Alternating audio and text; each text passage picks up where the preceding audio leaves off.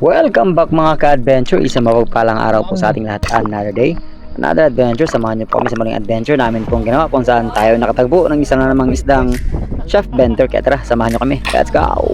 Ay, sorry. Karin yung gahapon na ito, doon kabuok, tangigin. And once again, sa lahat po ng mga bago sa channel na ito, ay huwag kalimutan mag-like, mag-share, mag-subscribe at mag-on ng notification bell para lagi pong updated sa mga bago adventure kagaya po nito. What's up mga ka-adventure? Isang mapagpalang morning to all of us. Go! Let's go, let's go, let's go, let's go, let's go. Morning, sir. Let's go. Let's go. Yes, mga parchong. Wala man ang tulak ka. Eh mga adventure, syempre kasama pa rin natin yung ating tas! Wow kayo! Ayaw ko nag-apil lang agtang. Mga adventure, samahan nyo kami ngayong araw na mag-explore ulit at mamana, mag-claim ng blessing for today's adventure. And again, thank you so much sa lahat po ng patuloy na sumasama, tumatangkilik at walang sawang sumusuporta sa lahat ng ating po mga adventure na ginagawa. Again, maraming salamat and to God be the glory and God bless us all. Let's go! At kami nga nag-lag ng mga ka-adventure all the way sa aming unang spot na bibisitahin sa araw pong ito. At Linapakan area ang amin pong target. Malayo-layo, 2 oras halos na biyahe. Kaya tara, samahan nyo kami.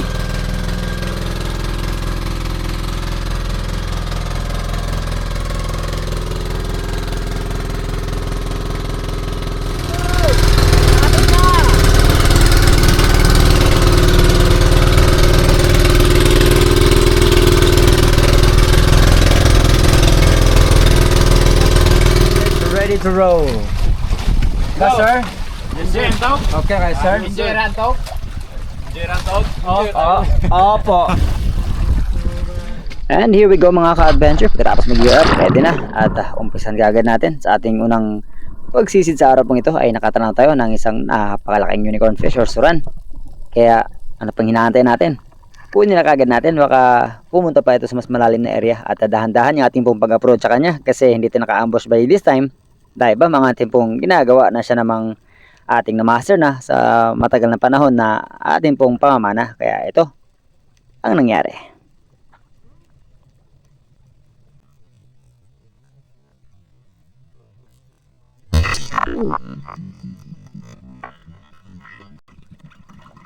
Ayun, sa pool mga ka-adventure at medyo maganda ang pagkakatama. Ang kagandahan lang sa suran, makapalang balat po nito kaya bihira ang chance na makawala pagka itong isda ay yung napana.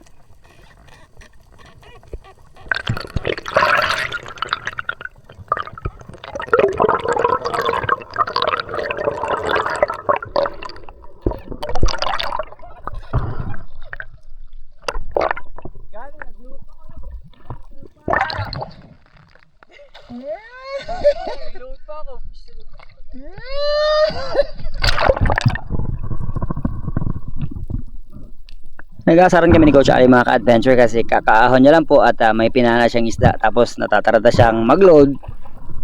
Pagkalingon niya, nasa ibaba na ako at nahuli na natin yung suran.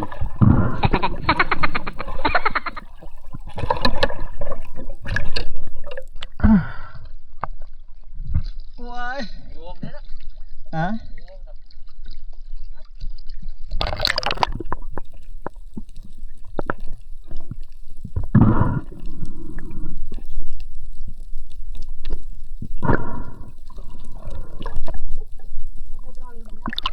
Hatid kagad sa bangka mga ka-adventure at ayan, sa Native Channel. Magbibihis pa lang. At dito naman sa dive na ito mga ka-adventure, nakuha natin si Coach Ali na Malacardo Dalise ang datingan mga ka-adventure. Dalawang pana ang dala at nag-aantay siya ng something na makakalabitan niya dito. Pero sa kanyang baywang, may nahuli na siyang lapu-lapu.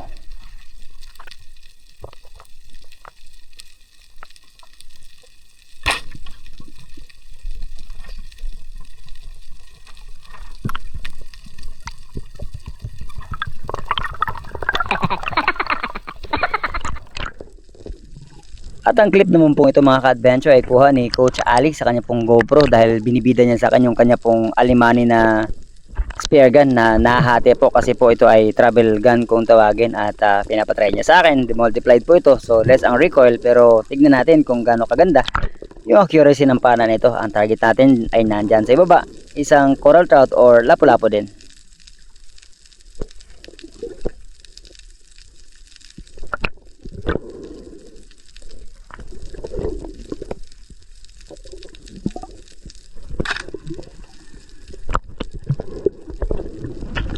Ang kagandahan sa ganitong pana mga ka-adventure, talagang 0% recoil, hindi kagaya ng mga traditional open muzzle na spear gun kagaya ng ginagamit natin. At ang ganda ng patama natin mga ka-adventure, na bullseye. Wow.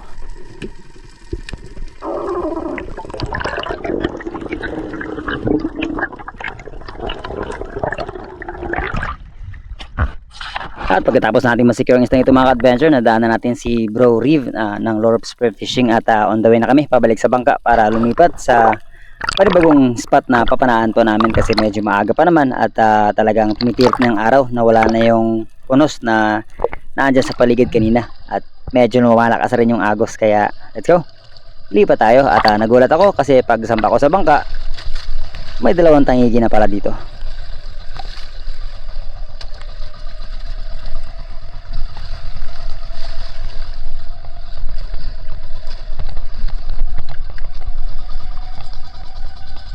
So bro? Oh.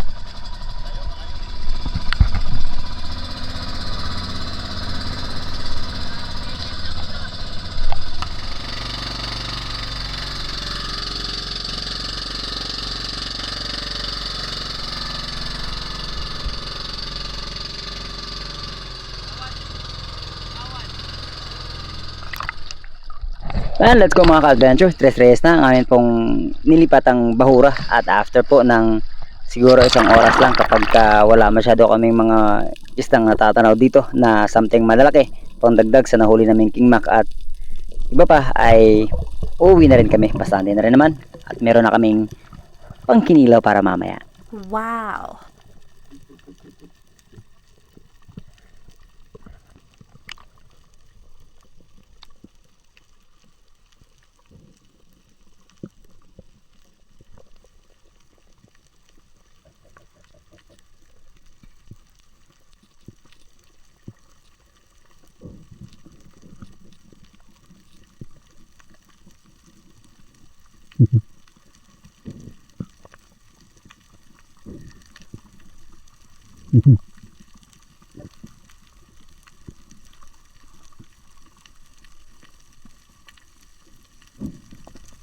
Bigla-bigla na lang natataranta yung mga bait fish mga ka-adventure, kaya maging alisto dapat, tingin-tingin sa paligid, ready na pana para if something na merong malaki na mas malapit ay makapag-pull kagad din ng trigger.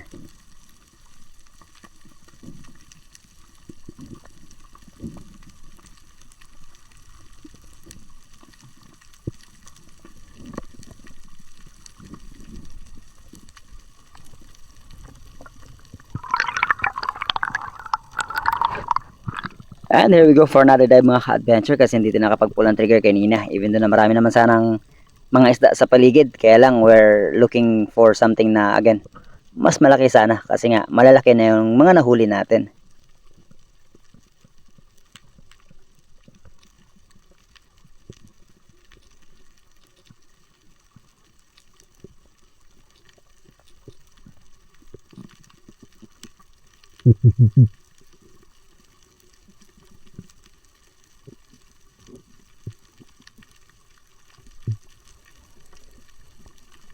And speaking of malaki mga ka-adventure, ayan, may malaking pating sa harapan natin pero maamo naman ang isang yan, isang white tip reef shark, kaya lang hindi naman natin pwedeng kalabitan, kaya sige lang, pass muna yan.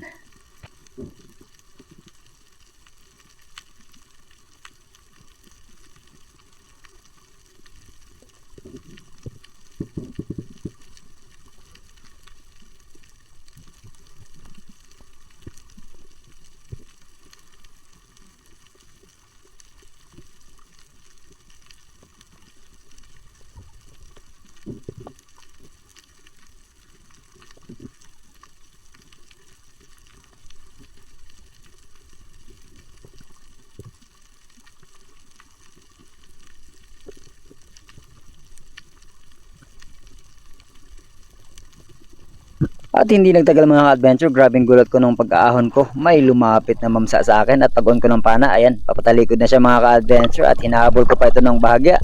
Buti naman ay hindi siya na-spoke at na-secure naman natin itong shaft bender na klase ng isda mga ka-adventure. Ewan ba kapag mamsa talaga, napakalaki talaga ng chance na mababaloktot yung bala ng pana.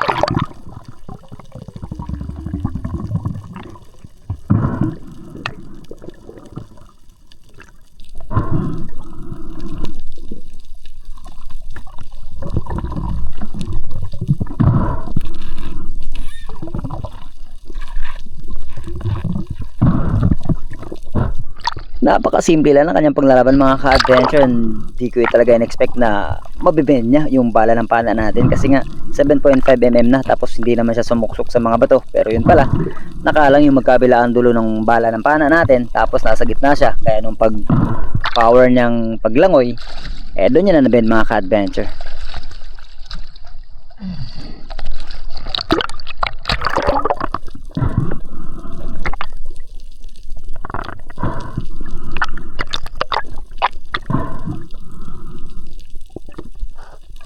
At nagkaroon kami ng conversation ni Doc Ivan, yung ating pong bisita na isa sa napaka-enthusiast in terms of spearfishing mga ka-adventure, na kapag ka merong dalawang malalaking isda na nasa harapan mo, mga 20 kilogram na GT at mga 10 kilogram na King Mac, ano ang mas pipiliin mo? Sagot ko mga ka-adventure, simple, tangigi. Una sa lahat, napaka-simpleng kunin, hindi isasabit ang monoline. Plus, hindi siya nang babaloktot ng pana. Unlike yung mga GT mga ka-adventure, napakatuso talaga at consistent yung power ng mga isdang ito. Kagandahan na lang sana kapag na-stone shot ito.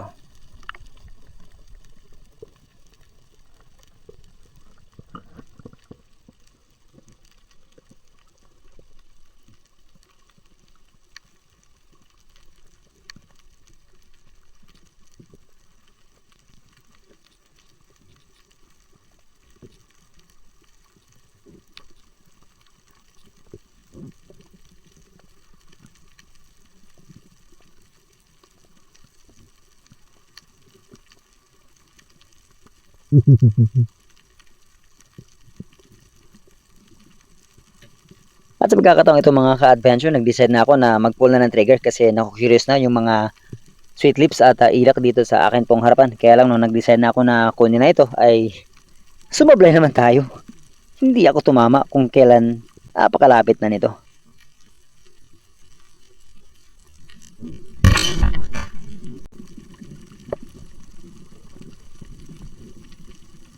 At pagkaahon ko mga ka-adventure, ayan, tamang pininahan lang ako ng mga manigbalo na nag-aarya ng kanila pong pangtabog. At ito na rin yung nating mga mangisda na nakasagutan dati ni Boy Isla. At since na kinoconsider na nila na merong tao sa paligid, ay nagiging safe na rin kami mga ka-adventure. Kasi isipin mo, napakalaki ng tali na yan and continuous yung paghila. Paano pag accidentaling na-trap ka dyan, talagang magkakaproblema. Kaya dapat maging fully aware. May kutsilyo laging dala na in case man na kailangan siyang putulin na lang kaysa marisgrasya pa.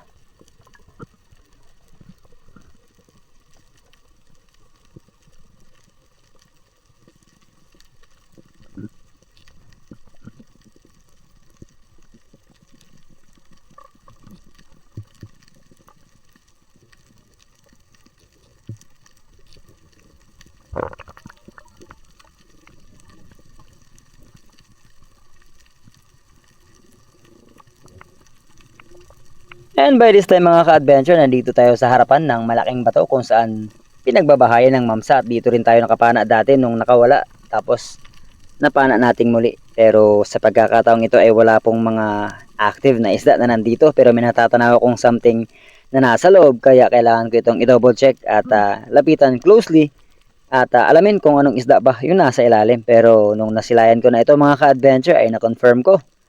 Bayang pala. Kaya sige lang. Pass muna tayo dyan.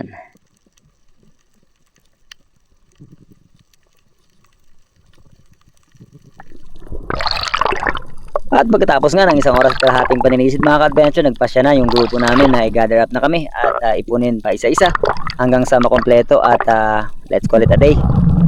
Susubo-subo na lang kami mga ka-adventure kasi nag-iihaw si Papa Tonyo ng lapu-lapu at agahan. Tanghalian na rin namin at the same time bago kami tuluyang bumalik sa isla.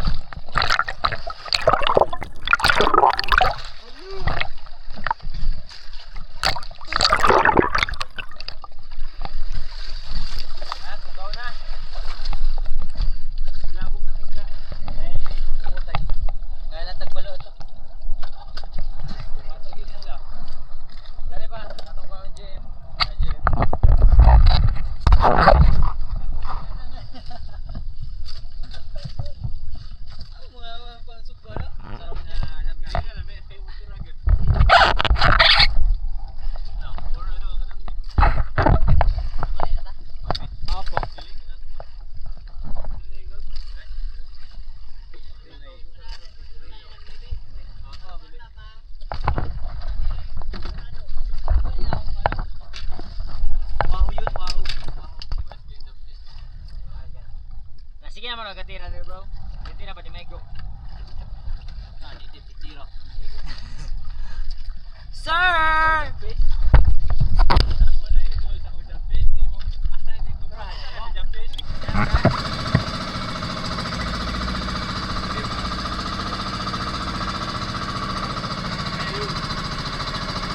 Sampai daga? Daga, ano ba?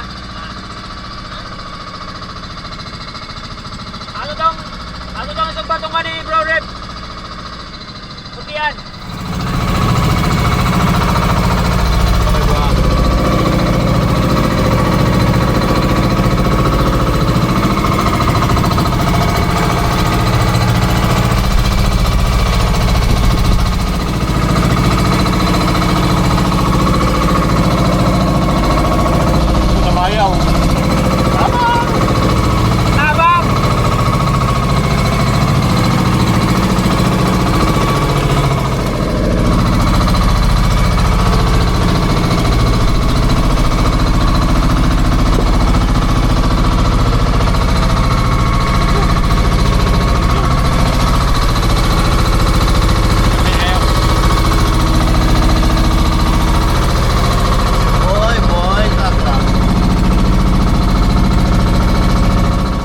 At pagkatapos kumain mga ka-adventure, kanya-kanyang tulog ang mga tao kasi kalahating oras hanggang sa 40 minutes pa naman ang amin pong biyahe pabalik ng isla.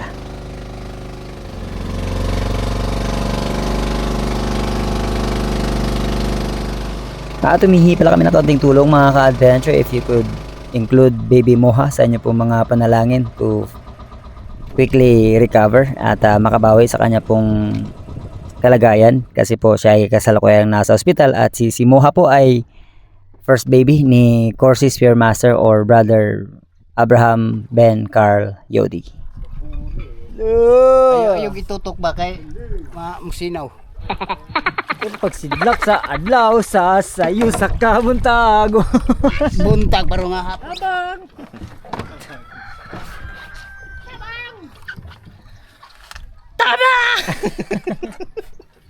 Niloloko namin si Doc mga ka-adventure kasi kanina ay naanod siya at napakalayo na. Nawarating na siya sa pinaka-blue bahagi at natakot na siya kasi may King Max siyang daladala at nakakita siya ng malalaking pating sa paligid niya.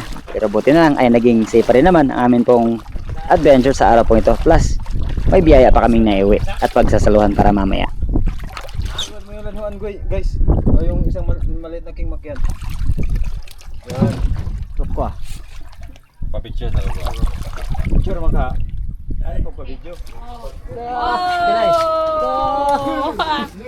Kalak.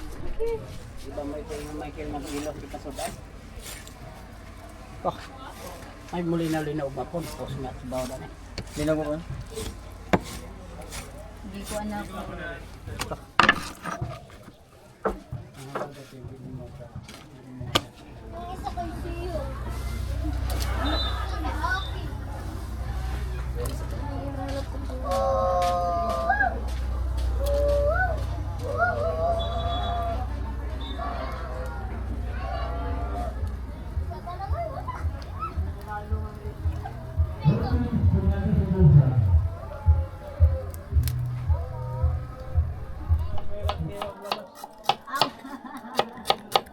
Kaliwain bro.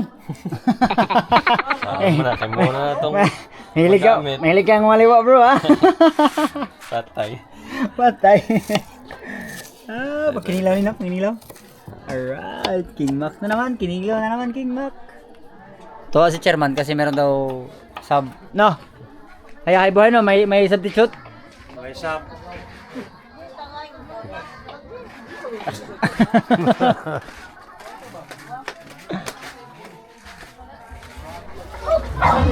Time to eat mga adventure, time to eat. Karagulo na. Ala, kadaming langaw. Sita. Kain. Bahawi mo? Lagong mo ni. Ala ka. Lagong mo ni.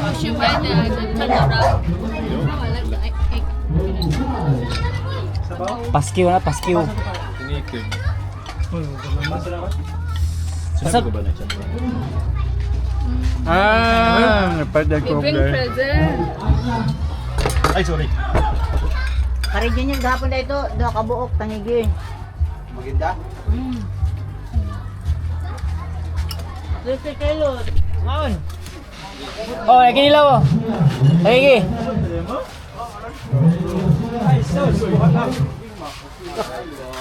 Batang! Salsal na. Ikaw bit-bit sa ako anak ko. Oh, kau na. Oh. Okay, bro. Oh. Kau ba? Kau ni kanya? Opo. Kayo. Isang boy banita ko, isang boy. Morning, sir. Morning, sir. See you soon, sir. Thank you so much mga ka-adventure. Maraming salamat po. Hindi man tayo nakahuli ng mamo ngayon, baka pag pinagkaloob sa atin yan, kusang darating. Sa ibang lugar. Sa ibang lugar? Saan? Parang excited ka agad. parang may pinagbabadya kang mangyayari ah. Ewan ko ba? Maybe. Maybe. What's up, Prince? Good morning. So yung bawin na tayo.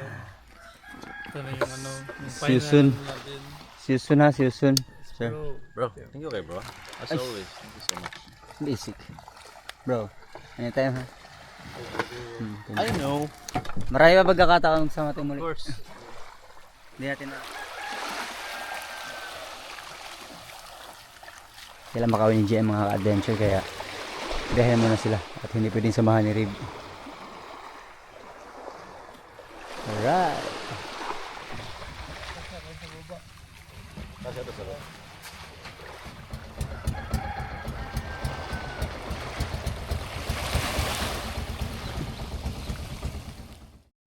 At ayun mga adventure, bago tayo magtapos ay syempre, dako muna po tayo sa ating pong shoutout. Nga pala, umuwi po tayo mga adventure kasi nagkasakit nga po tayo, na-dehydrate tayo. Sobrang lumalim na naman yung ating pong pisngi. At to God be the glory na unti-unti tayo nakakabawi pero hindi pa ako nakakadive mga ka-adventure. Pero we're looking forward sa mga susunod na araw. Sakto, may bagyo din. At keep safe sa lahat po ng mga apektado ng bagyo. Medyo malakas doon sa isla pero safe naman sila mama, sila papa, sila chairman. No? Kaya sige mga ka-adventure, dako po muna tayo sa ating pong shoutout sa pinakauna nag-comment, si Boss Dale TV.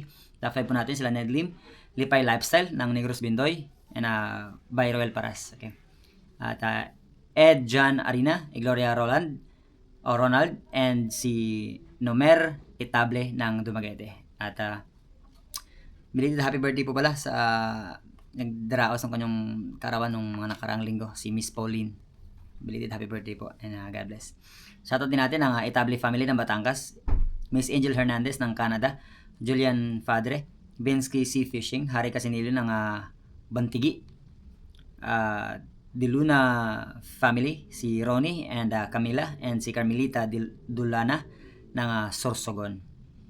Fire Roads John ng Basilan, NL Electronics Speaker Repair ng Antipolo City, Eduardo Yonson,